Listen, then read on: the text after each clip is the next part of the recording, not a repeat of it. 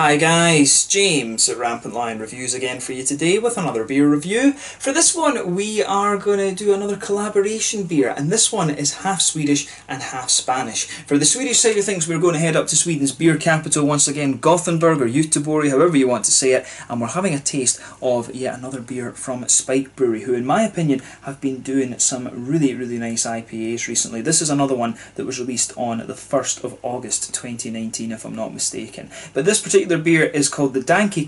It's a New England IPA coming in at 6.5% ABV, and this is a collaboration with Quince Brewery, who come from Madrid. Now, you know, I've talked about this on the channel before. There are some really top class Spanish craft beers these days, and it always seems to be the case that countries that do wine very well tend to get very good at craft beer, and quite quickly as well. We've been getting a lot of beers from the Basque land and the northern part of Spain, and we get quite a few from Barcelona as well. But if memory serves me correctly, this might actually be the first of the kind of new generation of Madrid craft breweries that I've encountered. So I'm really curious to see how this one turns out. I've never actually been to mainland Spain, and it's somewhere that I'd really love to go because, you know, I played flamenco guitar since I was 7 years old, so I still play flamenco guitar. So it's somewhere that I really have to go in the future, and I know there's some very good craft beers waiting for me there. So that's something that needs to be sorted out fairly soon. But very curious to see how this one turns out, and as always, I hope you guys enjoy my take on this one. So anyway, as is usual with my reviews then, I'll tell you a little bit about the breweries involved here before we taste the beer. If you want to get straight to the tasting, just fast forward. All the usual links are in the description below. That's the brewery websites, the link to my other reviews that I've done from Quince Brewery before, and no doubt I will add more to that in the future. There's also a link down there that will take you to my future reviews that hopefully I can do from Quince Brewery. Very first time I'm encountering them, like I said.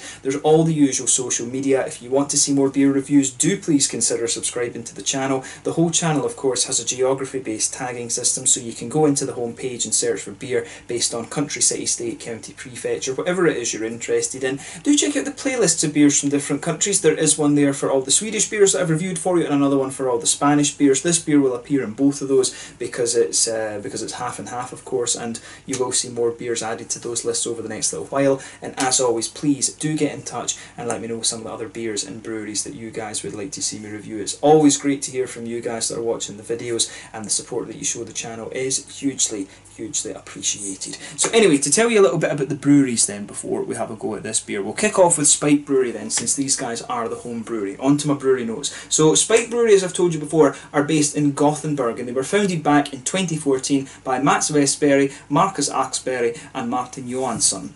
So all three had worked previously in the IT industry, but now it's only Mats and Marcus that are still active in the company. Their brewer is Bernardo Gava, who comes from Brazil, and he trained in brewing at VLB in Berlin and joined the company back in 2017. At the moment they're producing around 250,000 litres of beer per year, and about 25% of the volume that they have in their brewery is used for contract brewing other breweries' beers. There is a hell of a lot of gypsy breweries around Gothenburg, so quite a few of those will be using up that capacity, I'm sure. But you can find this brewery in the Gamlestaden area, and they've got an on-site tap room as well, which opens up on Saturdays and also serves food as well. So hopefully I can actually go up there to Gothenburg and have a look at it. I mean, I know there's a hell of a lot of beer bars and things like that up there just because of how many craft breweries there are in the city these days. So that's somewhere that I definitely need to go up and check out. Quince Brewery, Brewer's Bar, and I think Bierbibliotek are the ones that I would really quite like to check out. But yeah, Quince Brewery, one of the Swedish breweries, the kind of newer Swedish breweries that are starting to kick off and do some really nice IPAs. So one that I definitely recommend you check out if you find yourself up in Gothenburg. So yeah, that's all you need to know about Quince Brewery at the moment. If you want to learn more, check out the website in the description below, and of course you can follow them on Facebook and Instagram, and that'll keep you up to date with all the latest goings on then. So anyway, let's go on to Quince Brewery, to the Spanish side of this beer, and I will apologise if any of these Spanish pronunciations are bad. It's not a language that I have studied at all, basically. So Quince Brewery, as I mentioned earlier, are based in Madrid, and they were founded back in 2013 by the Yiso brothers, the two L's, the Yiso brothers. So this is Juan, Nacho and Jacobo, and the brewery is named after the house that they grew up in, number 15. So apparently they'd been collecting beer labels and coasters and glasses and stuff like this since 2000, and this led to them travelling to Belgium, Germany, the UK and and America as well, just to try different beers and different breweries and beer festivals and stuff like this. In 2011 though, they began to homebrew together and they kept growing their hobby. Apparently they used to run a taster club where people would come and give them feedback, and they were using this to improve their brews. So they launched their first beers, they decided to go professional, and they launched their first beers commercially in October of 2013. This was the YIPA, the LL IPA, and also their Saison Reggae as well, and they've been gradually building up the company ever since then. So the company slogan is Brew Wild, and they named their pizza bar after this, and it can be found in the Cortes area of Madrid, which is kind of to the northeastern side of Central, and it's got a big sort of park area. I'm not sure what the park is called, but it's kind of just to the northeast of the Central district in central Madrid. But as of August 2019, these guys have produced around 50 different types of beers, and apparently the guys are quite into hop growing as well, so you might see them actually buying a bit of land and things outside of Madrid and growing their own hops if they continue to be successful. But I did recognise the artwork on I'm sure it was for the brewery symbol. Actually, it's this kind of almost owl cat type thing. It's a really cool piece of artwork they have for their brewery symbol. It's not on this can, unfortunately, but I did recognise it, so I think I've seen these beers somewhere, perhaps in Copenhagen, and just, you know, not recognised what it actually is. So I might actually be able to get some of their beers somewhere fairly close to me here in the south of Sweden. Either that, or I've seen them in Scotland or somewhere like that. So if you are watching this review, do let me know where I can get the Quince breweries in Europe, the Quince beers in Europe outside of Spain itself. But yeah, that was all the information I was really able to find on La Quince Brewery. But if you want to learn more, of course, you can check out the brewery website, and you can follow them on Facebook and Instagram and stuff like that below. The brewery website, incidentally, is a little bit different. It's mainly this thing that tells you the story of the brewery is an image. You can't Google Translate it as you can do with some other things, so just be aware of that. The website's maybe only useful to you if you are a Spanish speaker. But yeah, check out the website, like I say, and follow their Facebook and Instagram, and that'll keep you up to date with all of the latest goings on there. As I say, one of the new generation of craft breweries in Madrid, somewhere that I need to go. But yeah, let's get on and actually have a taste of this beer then and see how we do. So yeah, the Dankey Kong, this one, as I mentioned earlier, a 6.5% New England IPA. There wasn't any list of hops or anything in this beer on either website. I wasn't able to find anything on this one. So yeah, not sure exactly what to expect from this. There you can see, there is the Spike Brewing symbol, and underneath it there is La Quince, the 15 brewery as I mentioned earlier. And yeah, pretty simple, straightforward. Let's get it out and into the glass then and just see how we got on. This is a little 330ml can, but I think most of you watching in Europe will know that already. Say that for the benefit of the Americans, who use a very strange measuring system with all pints and quarts and all that shite. But yeah. So yeah, as you can see with this one, we've still got a little bit in the bottom there. As you can see with this one, and as you would expect, this has poured a really nice bright kind of hazy colour. In terms of the New England IPA scale, this one's definitely leaning a little bit more towards the yellow side of things. A very, very bright yellow colour, this one. One or two big bubbles sticking towards the side of the glass, a few little ones heading up towards the bottom of that head, which incidentally is, I'd say it's about a 2/3 finger head, this one. Quite frothy. I'd say it's more a creamy colour, a sort of creamy ivory colour, this one, rather than you know, being perfect white. I think this one does have a little bit of a creamy edge to it, but it looks very nice. If I stick my fingers behind the glass, there you can see the level of haze that this beer has, so nothing overly surprising about this beer in terms of its appearance when you consider it's a New England IPA. So yeah, let's take a look at that aroma then and just see how we get on. Ooh, now, there's something in my head straight away here that wants to say there's a bit of Simcoe in here. For me, there's definitely passion fruit coming out of this one, and it's got a nice big mango-y quality to it as well, so I'm pretty sure that Citra is in this one. I always like playing guess the hops with these beers. I think there might be Simcoe and Citra in this one. Either that or it'll be Galaxy for the passion fruit, but you have also got things like Idaho 7 these days that can give you the passion fruit. Galaxy, of course, well, yeah, Idaho 7 can give you the passion fruit. Galaxy gives you that slightly more pungenty passion fruit. Not sure, but definitely a passion fruity note coming out of this one. And there's a good bit of green coming out of the hops here that you can tell straight away this one is pretty damn fresh. But you do get a nice malty quality underneath too, but we'll focus on the hops for the moment. So like I said, nice bit of passion fruit, and it comes across as a slightly milkier passion fruit. That might just be the malt base influencing it right enough, but that makes me wonder if it is Simcoe that's in here rather than the Galaxy. There's a nice little bit of a mango quality in there, so I'm pretty sure there's a bit of Citra in here, to be honest with you. Other than that, you know, there's not really a lemon limey note to this one, I don't think. Yeah, it's mainly a tropical note, this beer. So for me, it's passion fruit, it's mangoes. There's maybe a little bit of a darker grapefruity note to this one, but I think it's mainly passion fruit. So yeah, there's a little bit of these kind of lychee, sort of gooseberry kind of notes out of this, and again for me that's making me think that there is Citra in here. Could be completely wrong right enough, it's just fun to play guess the hops with these beers. But definitely a tropical note in terms of its fruitiness. I'm not really getting the more orangey, citrusy notes out of this one. If there is orange in there, it's more of a kind of juicy tangerine rather than being like a more oily orange that you would get from Amarillo. You know, with tangerines you've got so many hops that can give you that Azaka, Mandarina, Bavaria, things like that too. Sabro I think is the new one that everyone's going on about these days. So yeah, that's really quite nice. It's very, I mean, when you first smell it, it's almost like this beer saturates your nose a little bit, and the more you smell of it, the juicier and kind of smoother it gets in terms of the aroma. So yeah, typical kind of tropical fruity aroma to this one. I think it starts off more kind of strong and pungent passion fruity, and then the more you smell it, it starts to lean towards the kind of mango-y side of things. There might be a little bit of a smoother pineapple or something in there as well, but I'm definitely getting a little bit of that gooseberry kind of lychee note that you might expect of Citra. In terms of the green side of the hops, I think this one is really leaning towards the floral end of the spectrum.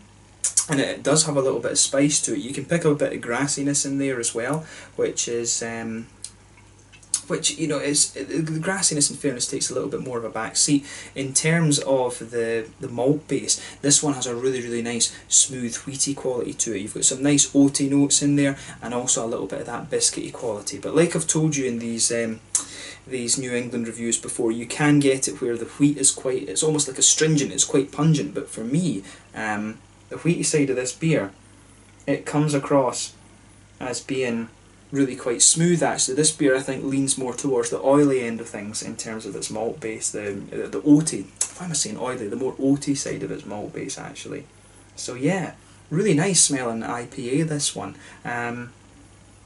So yeah, I think this is going to be a nice kind of smooth juicy one, but you know, I'll say that now, I'll taste it and I'll be like, yeah, this one is one of the ones that doesn't taste like it smells. It's always luck of the draw when you say stuff like that on the channel, to be honest with you. But yeah, let's have a taste of this one now then and see how we go on. As I always say, take a bit of time and enjoy the aroma of the beer before you get stuck in. But this one is the Dankey Kong, a New England IPA. It's 6% ABV from Spike Brewery in Gothenburg here in Sweden, and La Quince Brewery from Madrid down in Spain. Let's get stuck in. Slanja, skål, salud.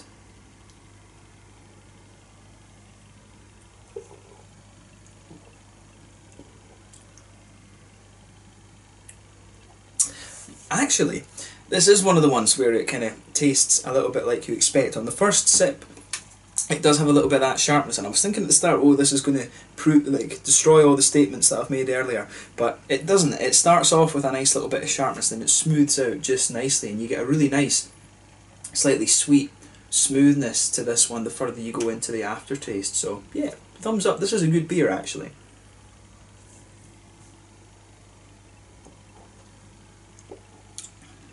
Yeah, I like how that comes across. And I mean, one of the things I've noticed, I mean, I've had New England IPAs from a good number of breweries in Spain now, of course, some of them from Catalonia, some of them from Basque-Land, who don't like being called Spanish, but will stay away from that. But I've had a few, I've noticed with the Spanish brewed IPAs and things like that, the New England IPAs, they do like their beers to be very smooth. And I mean, it's surprising that, because you would think that in countries that are some of the hotter ones in Europe, they might like them to have a little bit more of a crisp quality, but I have found that the Spanish IPAs do tend to have a nice kind of smooth base to them.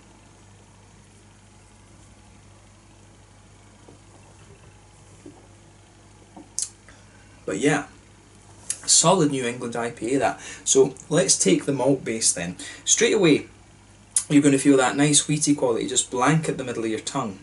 Further that you go into the aftertaste, well, you're going to feel it thicken up first, and the further you go into the aftertaste, you're going to feel that nice, slightly thicker, white bready quality in there, just pushing its way out. If you just go inside from the very edge of your tongue, you'll notice that there is a little bit of an oaty smoothness there. In the very centre of your palate, you've got a nice kind of biscuity note to it as well. And I'm noticing, I was talking about whether this beer was going to be kind of smooth or a little bit, you know, you can get some of the kind of, I don't know if it's astringency is the right word to say, but just the pungency almost of the wheaty qualities in this beer. This one really, you get a bit of sweetness towards the front of the palate, you get that more oaty creaminess, but towards the back of the palate, this beer really dries out and the wheatiness just kind of pushes and punches its way out of this beer actually. So it's an interesting malt base on this one. And I mean, let me just see the canned on date with this, because you know, one of the things you can have with New England IPAs is that you can be drinking them just a little bit too fresh, but I don't think this one is. I think this one's just kind of coming into its prime, because the hops are just coming out nicely. It says best before date C can, and then there's not a date on it. That's helpful. But yeah, it's got a bit of that sweetness that I was talking about and smoothness, but it's also got a bit of the kind of wheaty pungency, if you like, that you can sometimes get in this style, and I like that actually. So yeah, hoppy side of the beer then. Back corners of the palate, teensy little bit of earthiness in there.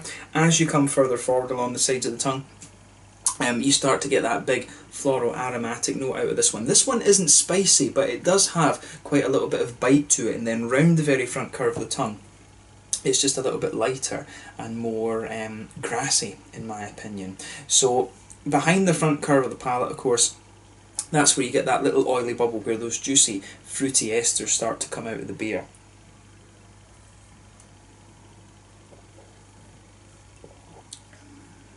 And yeah, for me, this beer, in terms of its fruitiness, it comes across as being a little bit old school, and it's odd to say that about a New England IPA because it's still a fairly new style, but it kind of comes across as having, it's got quite a pungent, passion fruity note to it, this one, and that it does make me think there's galaxy in this. So yeah, if you go to the very back of that oily bubble, you get a little bit of that dark passion fruity note, and as you come further forward from that, you start to get the more lighter kind of mango-y qualities out of this one, and as you go further forward along the tongue, that just kind of sits there. There's maybe a little touch of pineapple or something like that there, and then on the very kind of front edge of the tongue, it does come across almost as a little bit lemon and limey, but I would be surprised, to be honest, if there is you know, Centennial, or a Centennial which would give you the lemon, or Equinaut that give you the lime out of this. It's interesting that, because it really does come out fairly prominently in the flavour. You know, there might well be. The other hop that it could be, if memory serves me correctly, would be Waiheke from New Zealand. I'm sure that's the one that gives you these nice kind of mojito, limey flavours actually. So another interesting thought of this one. But the further you go into the aftertaste with it, you do get a little bit of a kind of gooseberry-ish, lychee kind of thing. I'm actually not sure with this one on the basis of the taste if there's citra in here, because those, you know, those sort of lemon limey flavours, they kind of drown everything else out where you would normally find that. I do get a bit of mango out of the beer, and a little bit of pineapple, in terms of the kind of lighter, juicier tropical fruits, but the lemon limey notes almost on the tip of your tongue just push everything back a little bit actually, which is kind of interesting with this one. So yeah, it's an interesting New England IPA, this one, and it does have a good little bit of bite to it, both from the floral side of the hops, from the lemon limey qualities at the front, and then some of the sort of passion fruity pungency and the wheaty pungency that this beer has too. So it's got a nice bite to it, this beer, to be honest. It's quite, it smooths out nicely in the aftertaste. You do get a little bit of that smoothness there, but the more that I drink of it, the more it becomes a little bit bitey. So yeah, I've made a few statements earlier on in the video that don't match up after drinking a few sips of this one, but it's nice, and I certainly wouldn't hesitate to drink it again. The Dankey Kong, it's got a good bit of that bite to it, and it's kind of aptly named, if you like. For me, I always associated dankness with you know, pine resins and stuff like that. The big Chinook hop was the one that always came to mind. To me, this is a more sort of spicy floral note, and I mean, there could be Columbus in there as a bittering hop, right enough. That could be the other thing. But yeah, I like how everything goes together in this one. I mean, this is a really nice, solid New England IPA. So if you like your New England IPAs to have a bit more hoppy bite to them, this is one that's going to hit this. Pardon me. Is going to hit the spot for you. So yeah, in terms of the mouthfeel then, mid-bodied beer, I don't think there's much doubt about that. Carbonation does give the beer a little bit of crispness in fairness, and that's helped by those sort of more pungent wheaty qualities in the malt base I was talking about. The mouthfeel overall, it has a bit of smoothness to it, but it's quite light and quite wet. The same, yeah, it's quite quite light, wet and crisp all in one, which is quite interesting. In terms of the hoppy side of things, I think this one might have about 45, maybe 40, 45 IBUs, somewhere in that kind of region.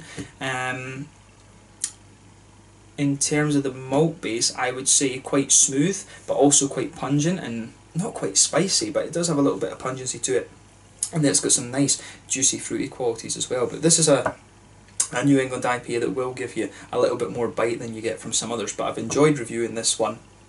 It's cool to review a beer from another Spanish brewery as well that I haven't encountered before, and hopefully I can try some of their other beers at some point too. But yeah, the Dankey Kong, a nice beer this one. If you like your New England IPAs to have a bit more bite to them, you are certainly going to enjoy this one. It was released on the 1st of August through Systembolaget here in Sweden, so pick it up while you still have the chance. But yeah, let's leave it at that for this one. A nice New England IPA, and I've enjoyed reviewing this one for you. And like I said, Spike is a brewery that I will keep an eye on over the next little while. But yeah, let's leave it at that. Once again, thank you for watching my beer reviews. Until the next time, please like, subscribe, share, all the usual YouTube stuff. Let me know your own thoughts on this beer in the comment section below. Let me know what your favourite beers are, both from Spike Brewery and from the Quince Brewery. Hopefully I can return to both in the fairly near future, and as always, thank you for watching, and your support is hugely appreciated. Let me know all about these breweries, give me some more Spanish recommendations as well, and you will see hopefully some more Spanish reviews over the next little while. Thanks again for watching, and I'll catch you guys later. Slanges, go salad, make sure you check out this beer.